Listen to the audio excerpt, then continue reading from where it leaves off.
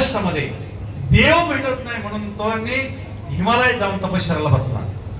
हिमालयामध्ये तपश्चर्याला बसल्यानंतर त्या ठिकाणी 12 वर्ष तपश्चर्या, वय वर्ष 72 झालं. त्याने ठरवलं देव भेटत नाही, गड्यावरने उडी टाकून दिली. खाली उडी टाकून दिल्यानंतर तो डायरेक्ट कोमामध्ये निघून गेला, कोमातच गेला. त्या ठिकाणी 12 वर्षाचा मुलगा आला आणि त्या साधकाची 6 महिन्यापर्यंत सेवा करत राहिला.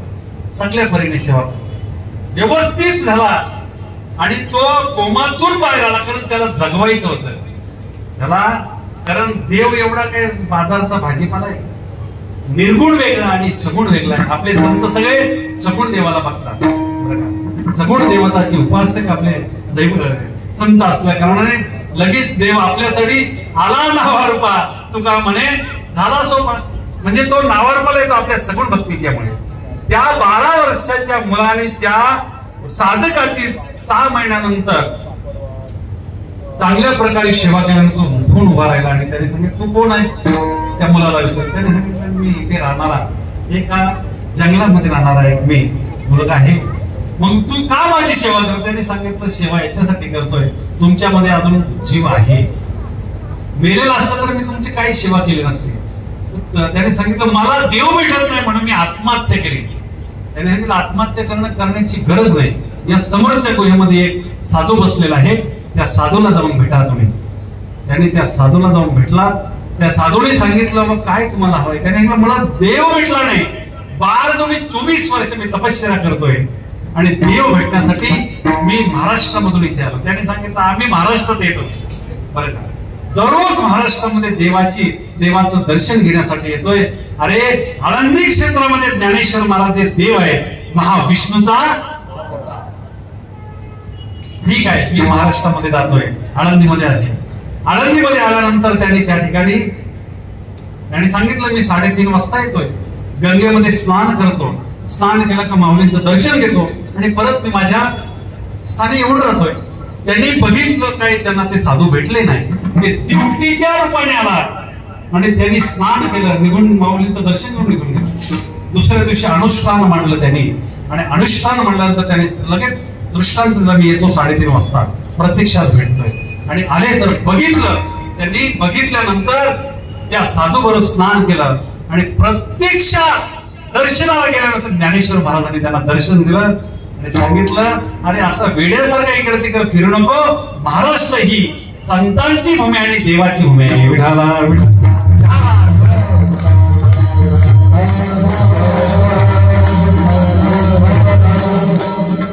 धर्मनीती महाराज जगामध्ये अनतिने वागणारे लोक आहेत, त्यांना धर्म कधी माफ करत नाही, लक्षात ठेवा बरं का.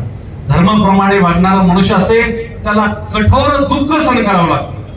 जगाचं अत्यंत म्हणजे त्याला शब्द खावं लागतात, लोक त्रास देत असतात. संत महात्मे धर्माप्रमाणेच वागले, साधू संत धर्माप्रमाणे वागले आणि धर्मावर ज्ञानी आल्यानंतर भगवान परमात्म्याला मग ते शस्त्र उचलावं लागतंय. कारण धर्मनीती अशी आहे महाराज की एखाद्या आपण एक वाक्य बोलतो की भगवान के घर में देर है लेकिन, म्हणून धर्मनीतीचा ऐकावा विचार, निवडिले सार. आसार ते सार काय आहे आणि आसार काय, म्हणजे तसं आपण सार बघितलं या ठिकाणी देवाचं नाम सार असतं आणि इतर आहे ते आसार असते, त्रिगुणासार निर्गुणे सार. हे सारातलं सार ते ही नीती जी आहे ना हे त्याला निवडत असते. बरेचसेच लोक, तुम्हाला अजून एक प्रसंग सांगून टाकतो कारण तो विषय नाही तर मी तुम्हाला मांडतो या ठिकाणी. नीतीने वागणारा एक मनुष्य आहे आणि तो मनुष्य काय करतो माहितीये का, त्याच्या जीवनामध्ये मला वाटतं एक प्रसंग त्या दिवशी सांगून गेलो, तोच आता परत प्रसंग या ठिकाणी धर्म आसार आणि सार या विषयावर मला सांगायचं आहे. एकाकडनं कोणत्याही प्रकारची एका माणसाची हत्या न झाली तरी त्याला फासावर शिक्षा झाली, पण ज्यांच्या समोर हत्या झालेली तो जे सुद्धा होता ना त्याने हे बघितले दृश्य आणि तोच आरोपी त्यांच्या समोर न येता दुसरा आरोपी समोर आला म्हणून 2 दिवसाची त्यांना मुदत दिली की यांना 2 दिवसाची मुदत द्या, नंतर 2 दिवसानंतर फाशी दिली. आणि त्या फाशीला देणाऱ्या व्यक्तीला त्या जेज समोर उभा केला. त्याने विचारलं, तुम्ही या अमक्या अमक्या माणसाचं तुम्ही मारलात का, त्याला मर्डर केलेत का? त्याने सांगितलं नाही मी केलं. मग तुझ्यावर असा आरोप आला कसं काय? त्यांनी सांगितलं की बघा, कोणत्याही प्रकारचं मी काही केलेलं नाही, पण पोलिसांनी एवढे आरोप तयार केले की मला फाशीच देत आहे. जेजने सांगितलं, याच्यापूर्वी तुम्ही कोणाला काय केलं का? त्यांनी सांगितलं, एक ने 2 मर्डर केले. मग त्याच्यातून कसा सुटला तू? त्यांनी सांगितलं, माझ्याकडे पैसा होता, माझी गुन्हेही होती, आणि त्या 2 गुन्ह्यामधून मी सलामत सुटलो, पण आता मात्र सुटू शकत नाही. धर्मनीतीचा हा एका व्यवहार. विठाला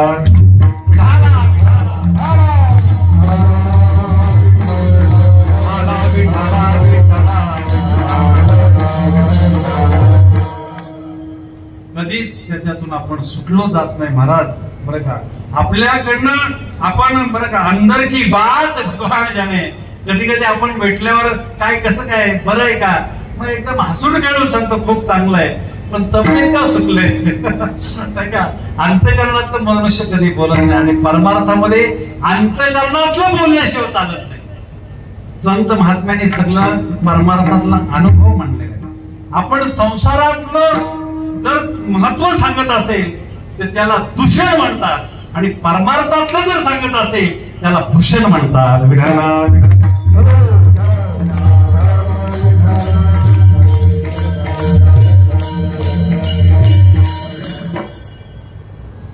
एकदा काय झालं, नाथांना भेटण्यासाठी एक महात्मा आला, आणि तो आल्यानंतर त्यांनी नाथ महाराजांची स्तुती करायला सुरुवात केली. नाथ महाराजांनी सांगितलं, एवढं स्तुती करण्याचा एवढा मी मोठा महात्मा नाही. सांगितलं, नाही बाबा, तुमच्यासारखा महात्मा जगाच्या पाठीवर असं काय मी केलेलं आहे? त्यांनी सांगितलं, तुमच्या घरी 36 वर्ष झाले भगवान परमात्मा पाणी भरतोय. त्यावेळेस त्यांना कळालं, आणि नाथ महाराज रडायला लागले. म्हणजे हे सांगत असताना परमात्माचं हे भूषण आहे. विठाला विठा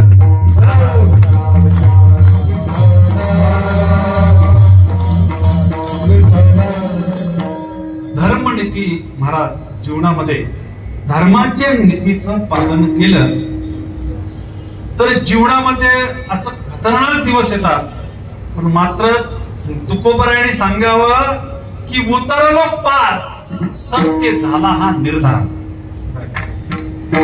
जीवनामध्ये गुरूंची सेवा न करताना शब्द वापरला, सत्य गुरु राया. धर्माच्या घटनेतला पहिला शब्द सत्य, आणि सत्य सत्य सत्य देतो भगवान परमात्मा. म्हणून धर्माच्या घटनेमध्ये आता जी घटना आहे बाबासाहेबांची, ती लोक जीवन जगण्याची घटना आहे, पण मात्र आध्यात्मिक जी घटना आहे ती त्या घटनेमध्ये बसण्यासाठी सर्वांना त्या डेंजर सिग्नल असतात. म्हणून धर्म जगण्यासाठी त्याच्यासाठी निवड आवड हे करत असताना त्याने सांगितलं, धर्मनीतीचा हा ऐकावा व्यवहार. आज एवढे जे देवाला अवतार घ्यावं लागले ना, त्या धर्मनीतीच्या व्यवहाराच्या साठी अवतार घ्यावं लागले. त्यांना अवतार घ्यायची गरज नाही. समुद्र मंथनाच्या वेळेला ज्या वेळेस 14 रत्न निघाले, आणि 14 रत्न निघाल्यानंतर त्या ठिकाणी अमृत पिण्यासाठी देवांच्या लाईनमध्ये आणि 2 जण राहू आणि केतू बसतात. आणि राहू केतू बसल्यानंतर त्यांना असणारा एका ऋषीने त्यांना सांगितलं की बघा, या लाईनमध्ये आणि 2 राक्षस बसलेले आहेत देवांचं रूप घेऊन. भगवान परमात्म्याने त्या ठिकाणी त्यांची निवड केली. लगेच सुदर्शन चक्र सोडलं आणि त्यांना त्यांचं मुंडकी उडवून टाकले. महाराज त्यांनी ते ज्यांनी थोड सांगितलं ना, ते चंद्राला सूर्याला गरण अजून लागून आहेत. विठाला विठा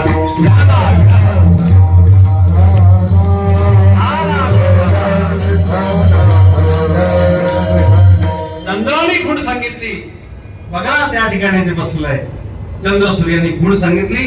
देवांच्या लाईनमध्ये जर त्यांनी अमृत प्यायला असतं तर ते भयानक असे त्या टायमाला त्या ठिकाणी असे झाले असते. जसं रावणाच्या नुसतं एका कुशीमध्ये थोडस अमृत होतं तरी त्यांनी 33 कोटी देवांना बंदीखान्यामध्ये टाकले. एवढी त्यांची ताकद तयार होते. म्हणून धर्मनीतीच्या विरोधात ते बसतात, कारण त्यांना अमृत पिण्याचा अधिकार नाही असं त्यांनी सांगितलं भगवान परमात्म्याने.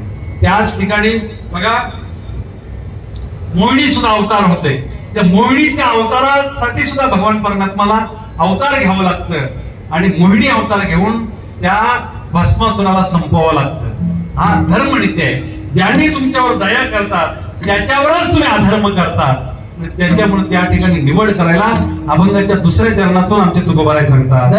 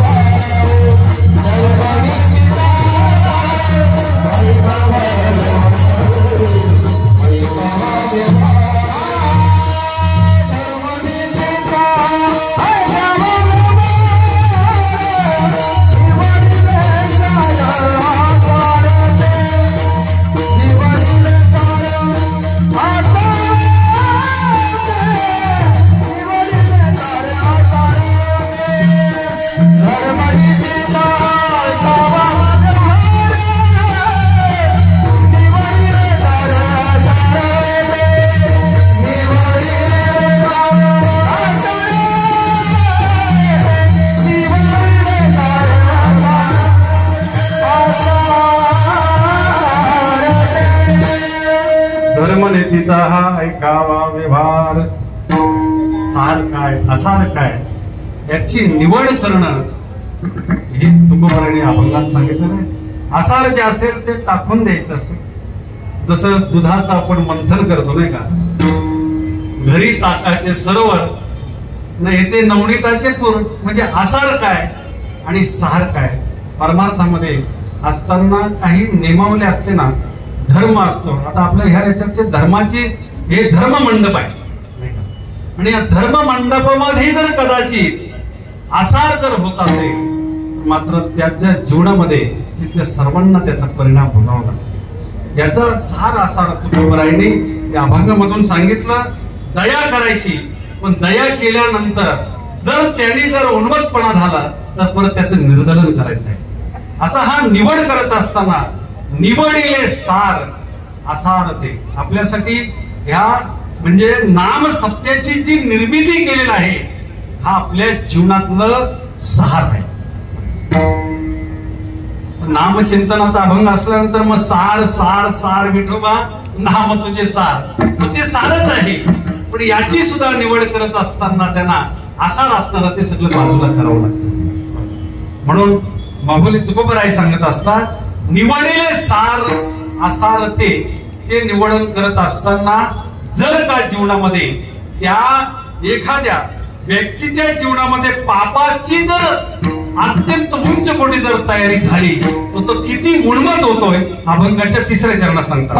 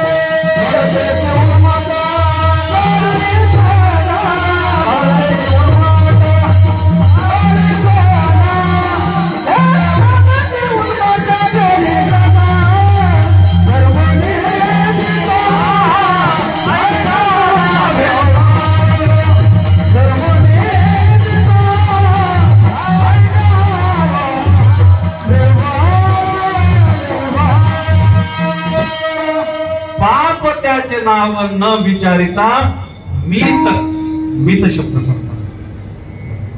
पापी माणसं असतात ते इतकी उन्मत्त झालेला असतात, त्यांना कोणत्याही प्रकारची त्यांच्याकडे दया नसते, मया नसते, कोणत्याही प्रकारचं पापाच्या मुळे ते भीत सुद्धा नाही, घाबरत सुद्धा नाही.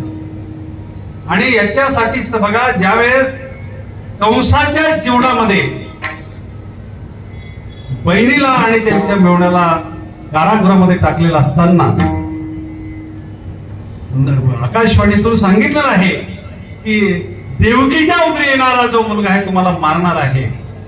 त्यावेळेस त्यांच्याकडे पापाची तयारी झालेला आहे. पहिला मुलगा होता तो मारत नाही, कोण? कंस. त्या ठिकाणी नारद स्वामी येतात, सांगतात, अरे बाबा तू का मारत नाही? त्याने सांगितलं, आठवा मारणार आहे ना. त्याच्या पापाचं घडं भरण्यासाठी नारदाने सांगितलं, उलट जर बोलला तर हा आठवा होऊ शकतोय, आणि पापाचं घडं भरल्याशिवाय होता येत नाही. म्हणजे पाप कमी आहे, पण ते पाप भरून काढण्यासाठी नारदाने त्यांना प्रवृत्त केलं त्या ठिकाणी. कारण त्यांचं कार्य संपवायचंय. त्यांनी अनितीने तो त्या ठिकाणी राज्य करतोय. स्वतःच्या उग्रसेनांना त्यांनी आतमध्ये टाकून देत आहेत, जेलमध्ये टाकतायत. जसं मला वाटतंय औरंगजेबाने त्याच्या बाबाला सुद्धा आतमध्ये टाकून दिलं आहे. ही पापाची भयानक लक्षण आहे. पाप असणारा मनुष्य एवढा उन्मत्त होत असतो, मला इतका उन्मत्त होत असतोय, त्याला कोणत्याही प्रकारचं या ठिकाणी चांगला एखादा मनुष्य सुद्धा दिसत नाही. दुर्योधनाची गोष्ट लक्षात आणा. त्या ठिकाणी भगवान श्रीकृष्ण सांगतात, जा या मंडपामध्ये जेवायला बसणाऱ्या लोकांतून एखादा तरी चांगला घेऊन या. पाप आहे त्यांच्या, एक सुद्धा चांगला दिसला नाही. धर्मराजाला सांगितलं, याच्यातून एखादा दुष्ट मनुष्य घेऊन या. धर्मराजाने सांगितलं, एक सुद्धा मनुष्य दुष्ट दिसत नाही या ठिकाणी. म्हणजे सत्य आणि असत्य, जीवनामध्ये असत्यमध्ये पाप आहे, आणि हे पाप वाढल्यानंतर उन्मत्त होत असतो मनुष्य. आणि राक्षस कुळामध्ये पापाची लक्षणं भयंकर असतात. त्याच्यासाठी आमच्या देवीचा अवतार आहे. देवीच्या अवतारामुळे, कारण असं वरदान होतं की ते कुंभ निकुंभना एक असं वरदान होतं की कोणीच या भूतलावर मारणार नाही. मात्र ब्रह्मदेवाने सांगितलं, स्त्रीच्या हातून तुमचं मृत्यू आहे. आणि मग काय केलं, आता भगवान परमात्माला हे सगळं नाटक करावं लागतं. आता हे एवढं उन्मत्त झालेलं आहे आणि कोणाच्याही हातून मारणार नाही, म्हणून एका सुंदर स्त्रीचा रूप घेतात. आणि रूप घेतल्यानंतर त्यांना निरोप पाठवतात की जा तुम्ही सांगा, अशी एक हिमालयावर इतकी सुंदर स्त्री आहे की त्या ठिकाणी हिमालय पर्वताला शोभत नाही. आणि मग त्याच्यासाठी त्यांच्याकडे असणारा सेनापती येतो, गोड बोलणारा सेनापती. तो सांगतोय की बघा, कुंभ निकुंभ हे अत्यंत बलवान आहेत, त्रिभुवनावर राज्य करतात, दरार आहे. तुम्ही त्यांच्या एका भावाला तुम्ही आणि वरायचंय तुम्हाला, मोठा भाव असेल किंवा छोटा असेल. पण तिने सांगितलं, असं नाही, मी सुद्धा त्यांना वरण्यासाठीच या ठिकाणी जन्माला आलेला आहे, पण युद्ध करून शकेल, जो जिंकेल त्याच्याबरोबर. आणि मग हे पापी असणारे उन्मत्त झालेले दोन्ही राक्षस, त्यांच्या बरोबर घनघोर युद्ध झालं. कारण युद्ध झाल्यानंतर त्यांच्या अगोदर संवाद झाला, दोघा भावांचा संवाद झाला. त्यांनी सांगितलं, छोट्याने दादा तुम्हाला शोभणार नाही, मी करतोय, आणि मोठा बोलला तुला शोभणार नाही, मी करतोय. ह्या दोघांच्या भांडणामधून दोघांचा निपात झाला आणि उन्मत्तांना खतम करून टाकले. महाराज, याच्यासाठी खरा म्हणजे ही धर्मनीती आहे. विठाला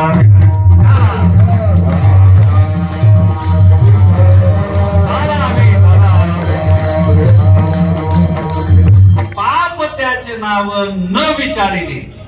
मग त्यांना पापी लोकांना नीती काय, मत्ता काय हे विचारण्याची गरजच काय, गरजच नाही. त्यांना त्या क्षणाला त्याच ठिकाणी, जसं आता एका, आता आपण पेपरला आणि टीव्हीला बघत असतो, एकाने बलात्कार केला, तो शिंदे, अक्षय शिंदे. आता याची वकिली करायची गरज काय?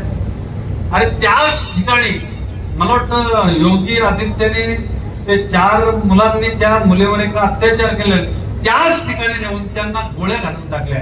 यांच्याबद्दल अपील करायची गरज काय? विठाला विठाला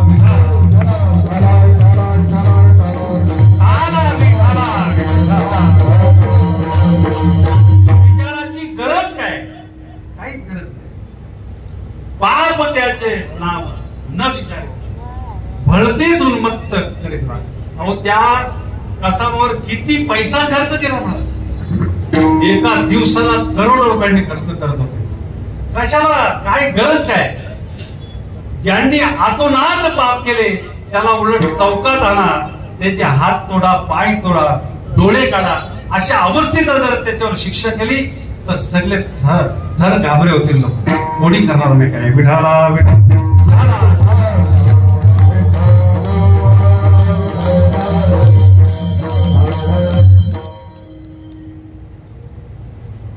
मला कदाचित भस्मासुरातला स्वर्गातला इतिहास माहित आहे की नाही काय? त्याच्या डोळ्यामध्ये असे सळे लावलेले होते बरं, आणि रावणाने त्या दरवाजाला लाथ मारतोय.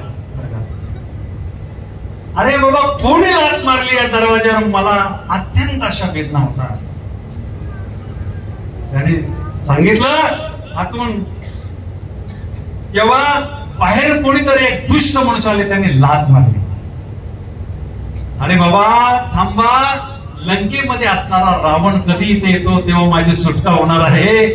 अत्यंत पापी माणसाला त्या ठिकाणी सुद्धा जसं तुकोबाराय सांगतात, मारिती तोडीती झोडीती निष्ठुर, म्हणजे तिन्ही शब्दांचा अर्थ वेगवेगळा आहे. साधा जर काही कोणी केला असेल त्याला मारतात, जास्त त्याच्यापेक्षा गुन्हा केला असेल त्याला तोडतात, आणि त्याच्यापेक्षा जर त्यांनी जास्त मोठा गुन्हा केला असेल तर त्याला झोडतात. विठाला विठाला.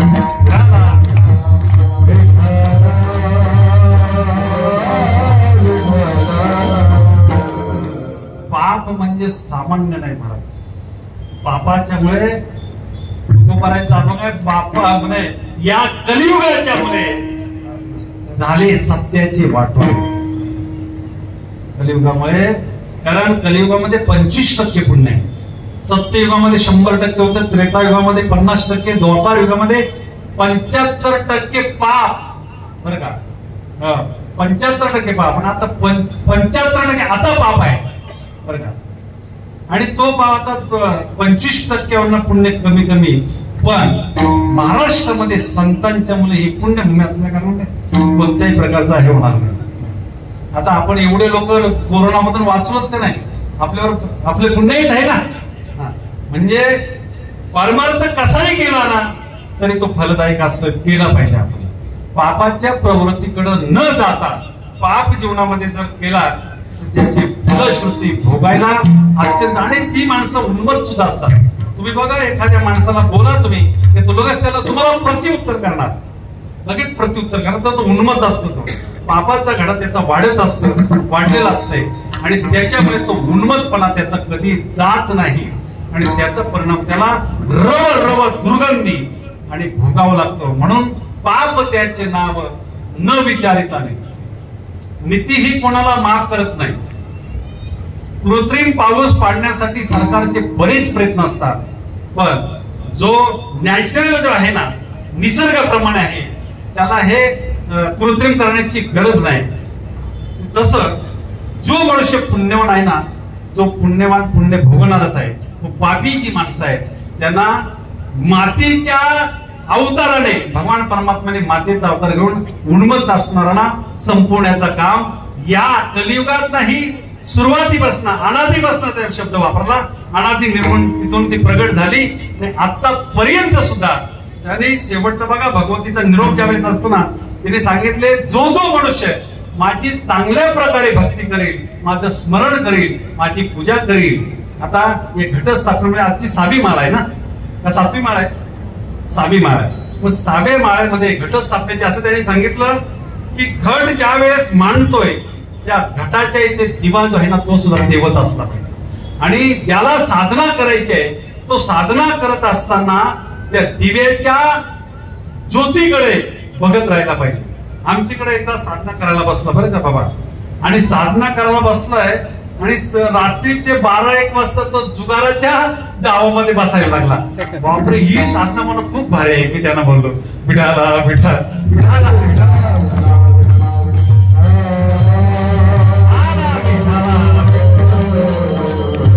मी सांगितलं चप्पल वापरायला सुरुवात करा आणि कोणी काय आणतील ना हे सगळे रोडगा बिडगा आणतील ते खायला सुरुवात करा, पण हे करू नका तुम्ही. काय बोलणार आता, 9 दिवस जो तपश्चर्या करतो आणि जाऊन तिथेशी आपला म्हणजे याला पाप म्हणायचं का पुण्य म्हणायचं सांगा. म्हणून पाप हे विचार असा असतो. एका माणसाने 12 वर्षाची तपश्चर्या केली आणि तपश्चर्या केल्यानंतर घरी आला. घरी त्यांचं स्वागत करत असताना त्यांच्या पत्नीने ऐकलेली गोष्ट तुम्हाला सांगतो. पत्नीने सांगितलं, माझ्या प्रश्नाचं उत्तर दिल्यानंतर घरात यायचं. सांग उत्तर काय, मी आता 12 वर्षाचा तपश्चर्या केली, पाण्यावर चालत आलो आणि तू आता मला काय प्रश्न विचारणार, तू अडाणी बाई, असं त्यांनी सांगितलं. तिने सांगितलं, पापाचा बाप कोण सांगा, पापाचं बाप. ठीक आहे, आता घरात जेवण चालणार नाही. मग परत पाठीमागे फिरून सगळ्या ग्रंथाचा अभ्यास केला. पापाचं बापच कळत नाही. ते शोधण्यासाठी फिरत फिरत फिरत त्या काशी नगरीमध्ये फिरता फिरता एका म्हणजे वेश्यांच्या आणि वस्तीमध्ये गेला. आणि वस्तीमध्ये गेल्यानंतर त्यांनी सगळ्यांना विचारलं, अभ्यास केला. त्या वेश्याने विचारलं, महाराज तुम्ही थोडे भ्रमिष्ठ दिसता, तुम्हाला काय करायचंय, आम्ही कुठल्या शोधात आहोत तुम्हाला माहित आहे का? सांगा ना काय शोध आहे. अहो, मला माझ्या एका प्रश्नाचं उत्तर शोधायचंय, पापाचं बाप. तिने सांगितलं, सोपा उत्तर आहे. सोपा उत्तर आहे, या तुम्हाला सांगतो. त्याने सांगितलं, मी साधू आहे, तुमच्या घरात कसं काय नाही. अहो, 25,000 रुपये देतो, या तुमच्या प्रश्नाचं उत्तर देतो. ठीक आहे. आतमध्ये एंट्री केल्यानंतर बसा, त्या बेडवर बसा. तुम्ही सांगितलं, मी साधू आहे, त्या बेडवर कसा बसणार. अहो, 50,000 देतो, बसा. ठीक आहे, चला, प्रश्नाचं उत्तरही मिळते आणि 50,000 मिळणार. तिने सांगितलं, थांबा जरा, मी स्वयंपाक बनवतो, आपण जेवण करू. आणि सांगितलं, मी कुठलं काहीच खात नाही ना, तुमचं जेवण कसं काय करणार. 75,000 देतो. ठीक आहे, प्रश्नाचंही उत्तर मिळेल आणि 75,000 मिळेल. बरं, जेवण घेऊन आल्यानंतर त्यांना जेवायला तिने दिल्यानंतर तिने सांगितलं, माझ्या एक हातचा घास खा. त्याने सांगितलं, असं नाही चालणार. मग तिने सांगितलं, 1,00,000 रुपये देतो तुम्हाला आणि प्रश्नाचं उत्तरही देतो. आणि मग घास तोंडाजवळ नेल्यानंतर तो घास तोंडात घालायच्या टाकून कानाखाली त्यांच्या फाटकन मारून टाकली. याला म्हणतात पापाचा बाप. विठाला विठा.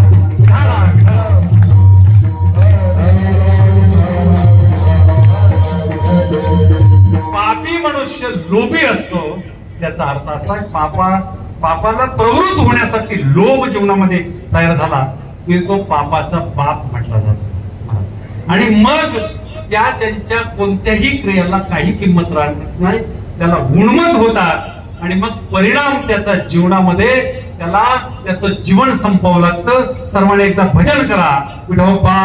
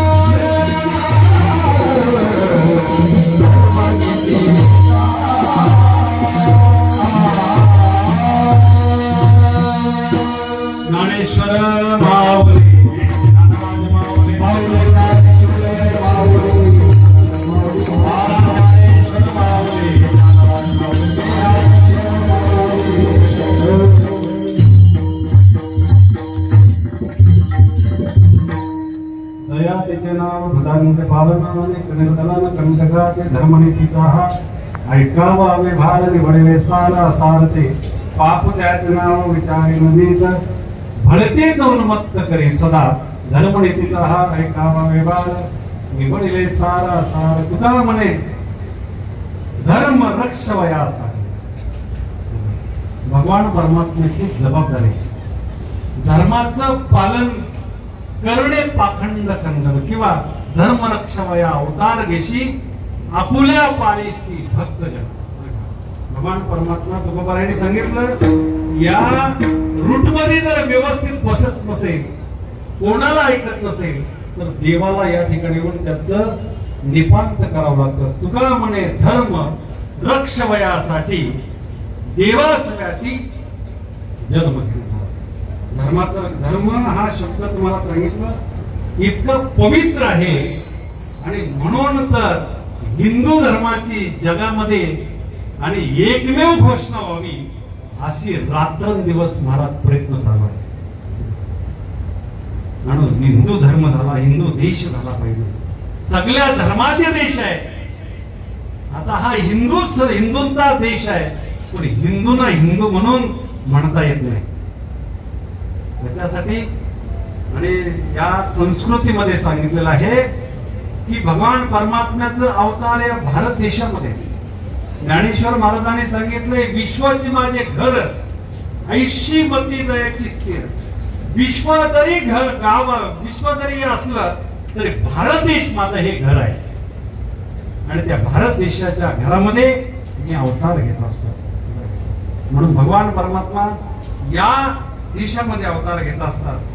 महाराज काही मंडळींनी आपल्या सामान्य लोकांना फसवण्याची बरीच प्रक्रिया चालू आहे, म्हणजे धर्मांतर करतात सामान्य माणसं, पण भगवान श्रीकृष्णाच्या नादाला कोणी लागायचं नाही। भगवान श्रीकृष्णाची जी इस्कॉनची संस्था काढलेला आहे ते सामान्य नाही, डॉक्टर, कलेक्टर, MBBS, MD असे असणारे लोक त्याच्यात वेळी लागलेले आहेत। भगवान परमात्म्याच्या नादाला कोणी लागायचं नसतं, नाही का? भगवान श्रीकृष्णाच्या त्यांची एक व्याख्या सांगितली याच्यात आपण, तुम्ही तर ही सगळी मंडळी म्हणजे मथुरेला जाणारी मंडळी, मला वाटतं मी मुकुंद काकांच्या मुखातून एक वाक्य ऐकलं की बाकी बिहारी बघण्यासाठी लोक जे जातात, बाकी बिहारी भगवान परमात्म्याला पडदा सातत्याने लावलेला असतो। एवढं सुंदर आहे, एवढं सुंदर आहे,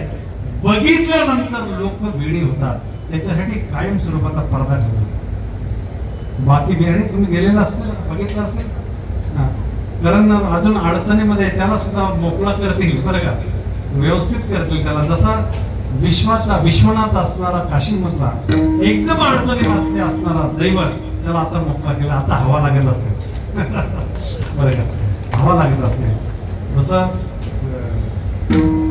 बंदीखान्यामध्ये 500 वर्ष असणारे प्रभू रामचंद्र आता ते मोकळे झालेले आहेत, त्यांना सुद्धा आता निसर्गाची हवा खायला मिळते, नाही का?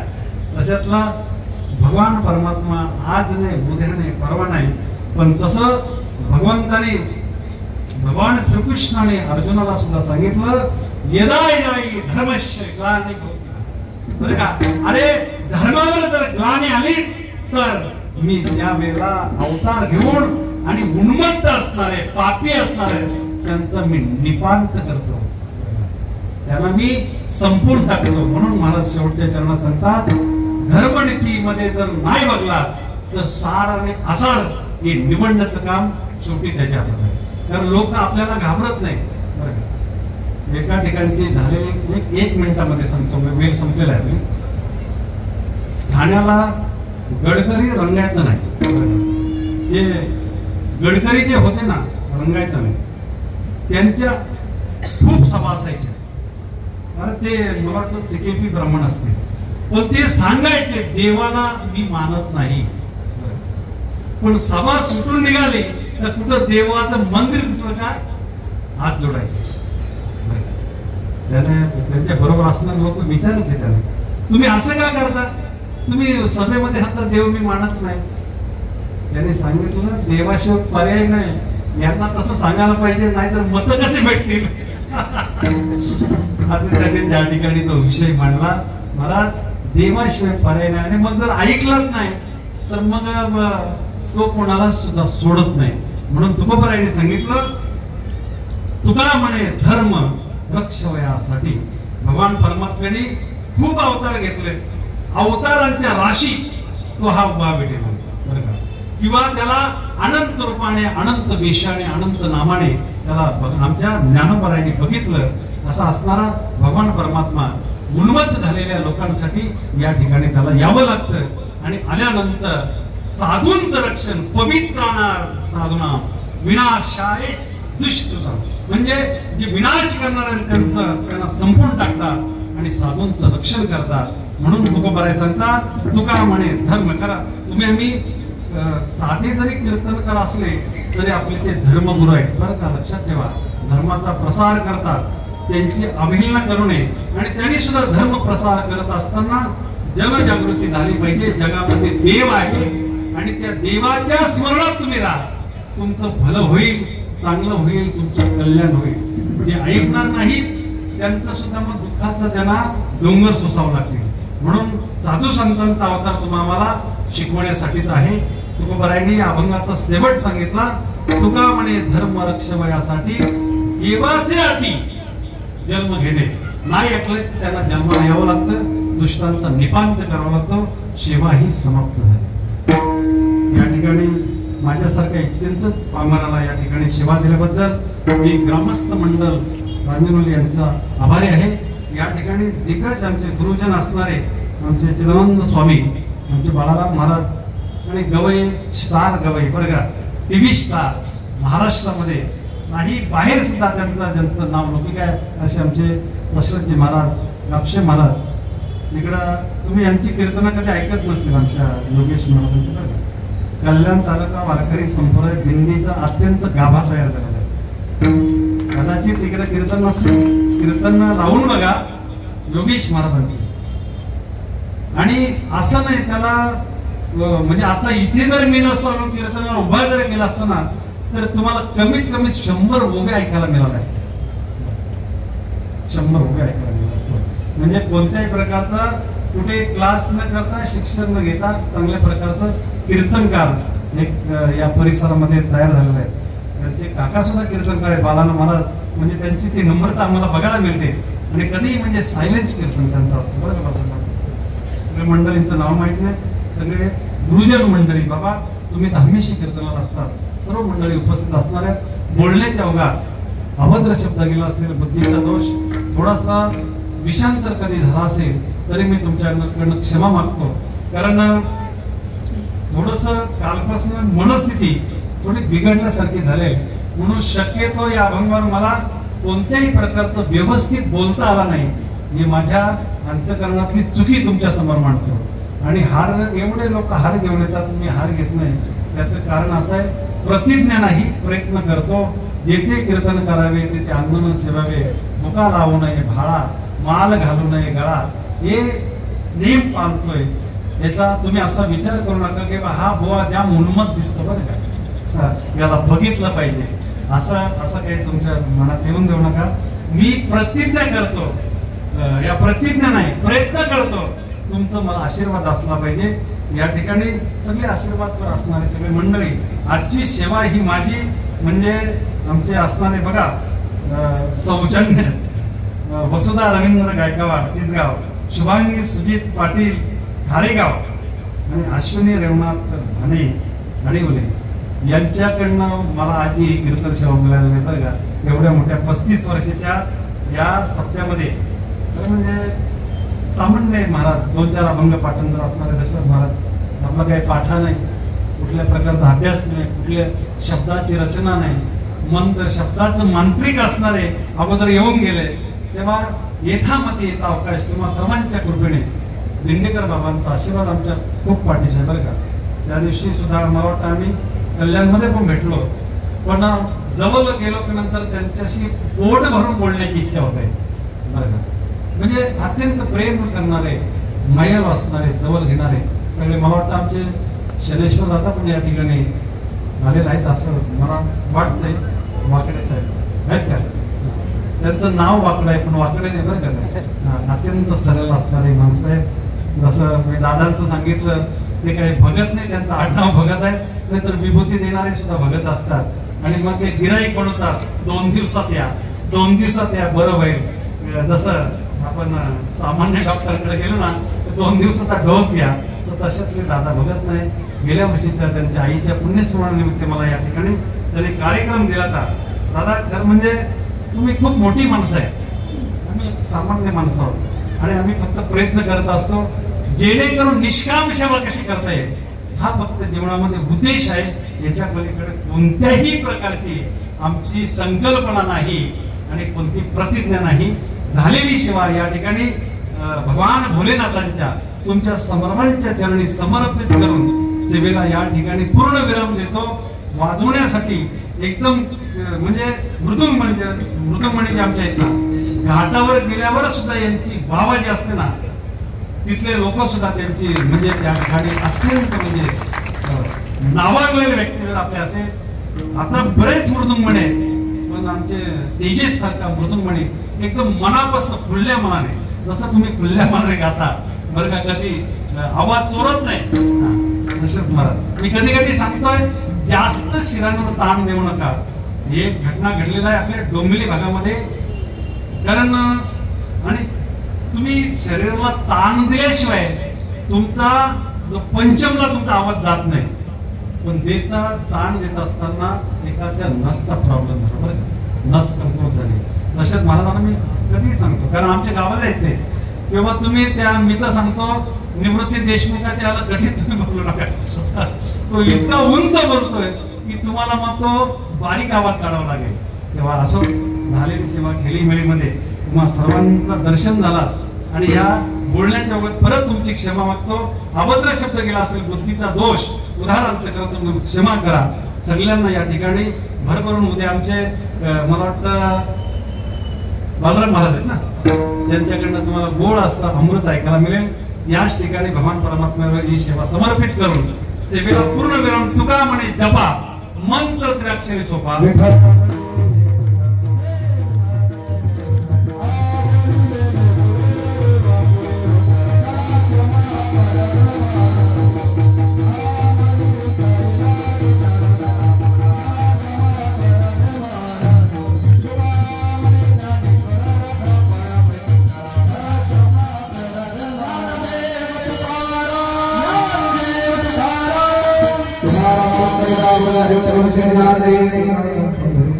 जय श्रीराम. फक्त 2 मिनिटं बसा हो महाराज, बसा. आज या श्री क्षेत्र रामेश्वर शिव मंदिर रांजणोली शिव मंदिराच्या ह्या प्रांगणामध्ये होणारा हा अखंड कीर्तन महोत्सव गेली 35 वर्ष अविरत चालू आहे. आणि आजची ही नियोजित कीर्तन रूपी सेवा कल्याण तालुका वारकरी संप्रदायाचे अध्यक्ष असणारे हरिभक्तीपरायण आमचे माधव महाराज केशव यांचा हा शुश्राव्य कीर्तनाचा कार्यक्रम झालेला आहे. या कार्यक्रमासाठी पुण्य फळले बहुता दिवसा भाग्य उदयाचा ठसा झालो सन्मुख तो कैसा संत चरण पावलो. या न्यायाने आपले गुरुवारी चिदानंद स्वामी सरस्वती हे या कार्यक्रमासाठी आपल्याला आशीर्वाद देण्यासाठी उपस्थित आहेत. तसेच या ठिकाणी आमचे हरिभक्तीपरायण आमचे गुरुतुल्य असणारे बंडू बाबा असतील, आमचे काशीनाथ बाबांचे सुपुत्र मधुकर दादा असतील, तसेच या ठिकाणी आमचे महंत महानंदांची भूमिका वठवणारे आमचे भालचंद्र महाराज तरे कशेली, तसेच सर्व परिसरातील भाविक मंडळ या ठिकाणी बहुसंख्येने उपस्थित आहेत. सर्वांचा आम्ही या ठिकाणी आभार व्यक्त करतो. आजच्या ह्या कीर्तनाचे सौजन्य महाराजांनी आता ज्यांची नावं घेतली, सौ वसुंधा रवींद्र गायकवाड तिसगाव, सौ शुभांगी सुजित पाटील खारेगाव आणि सौ अश्विनी रेवनाथ भाने आडिवली, या तिन्ही भगिनींच्या संयुक्त सौजन्याने आजची ही कीर्तनाची सेवा आहे. त्यांनी या ठिकाणी येऊन महाराजांच्या हस्ते श्रीफलाचा सन्मान घ्यायचा आहे. आणि आजचे ह्या महाप्रसादाचे मानकरी आहेत की ज्यांचे आज प्रसादाचे दान आहे ते कैलासवासी ताईबाई नारायण भगत यांच्या स्मरणार्थ हरिभक्तपरायण श्री एकनाथ नारायण भगत ज्येष्ठ शिवसैनिक. आपणच कालच मी म्हटले की ताईबाई ह्या एकनाथ महाराजांच्या माता गेल्या 4 वर्षापूर्वी याच दिवशी त्यांचा देहांत झाला आणि 6व्या मालेला, आणि म्हणून त्यांनीच ही सेवा खास आईच्या स्मरणार्थ या ठिकाणी घेतलेली आहे. तरी पण त्यांनी सुद्धा या ठिकाणी येऊन आणि मंडळाच्या वतीने श्रीफळ आणि शालीचा महाराजांच्या हस्ते स्वीकार करायचा आहे. या समोर ऐकले तुम्ही यांचा सत्कार करायचा आहे. तसेच उद्याचे कीर्तन अश्विन शुद्ध सप्तमी, अश्विन शुद्ध अष्टमी, मंगळवार दिनांक 8-10-2024 उद्याचे हरिपाठ श्री विठ्ठल रुक्मिणी हरिपाठ मंडळ ओळवली बुवा कालूराम महाराज हरिभक्तपरायण जनार्दन महाराज आणि हरिभक्तपरायण गुरुनाथ महाराज. नाही आजचा झाला नाही का, उद्याचा सार्वजनिक हरिपाठ आहे.